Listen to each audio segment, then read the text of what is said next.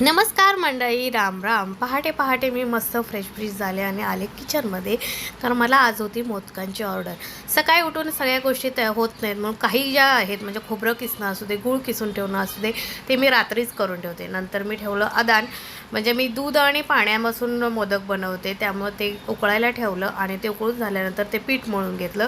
सारण माझं ऑलरेडी तयार होतं, सारण गार होईपर्यंत इकडे पीठ मळून घेतलेलं कधीही चांगलं, म्हणून मग मी दोन्ही कामं एकत्र केली. तयार झालेल्या पिठाचे गोळे केले आणि आपल्या साच्याच्या साहाय्याने पाती बनवून घेतले आणि मस्त असे मोदक वळायला घेतले.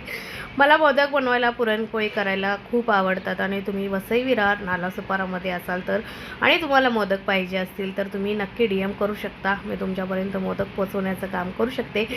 सो तुम्हाला जर गरज असेल किंवा आवडत असतील मोदक खायला तर एकदा नक्की ट्राय करून बघा मोदक कसे होतात ते.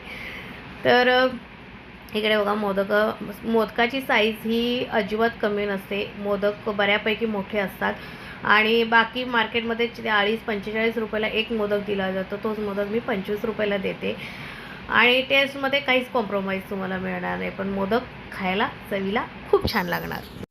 स्वतःला रिफ्रेश करण्यासाठी आवडणं चहा बनवायला सांगितला, तो चहा पीत पीत मी इकडे मदत करत होते. एक बॅच आपली ऑलरेडी शिजायला गेलेली आहे आणि इकडे दुसरी बॅच बनवायची चालू होती आणि माझ्याकडे मत्तीला कोण आहे तर आमचे मी गोळे करून ठेवते आणि ते असे मला साच्यामध्ये घालून देतात. जोपर्यंत त्यांची तयारी करायची असते तोपर्यंतच्या आधी 5-10 मिनटं ते मदत करतात. मग त्यांना बरोबर तर इकडे मोदक असे बनवून घेते आणि बाकीचे बॅचमध्ये असे शिजायला टाकते. मला ते मोदकाचं मोठं पात्र असतं ना, तसं घ्यायचं आहे. आणि मोदक मी शक्यतो अशा डब्यामध्ये पॅकिंग करून देते. हे मोठे डबे आहेत, त्याच्यात 17 ते 18 मोदक बसतात आणि हे छोटे डबे आहेत, त्याच्यात 8 मोदक बसतात. त्यामुळे मिनिमम 8 मोदकाची ऑर्डर तरी तुम्ही दिली पाहिजे. त्यानंतर आमच्या देवबाप्पाला पण मोदक दाखवला, त्यांनाही तो आवडला. तुम्हाला कसा वाटला कमेंट करून नक्की सांगा.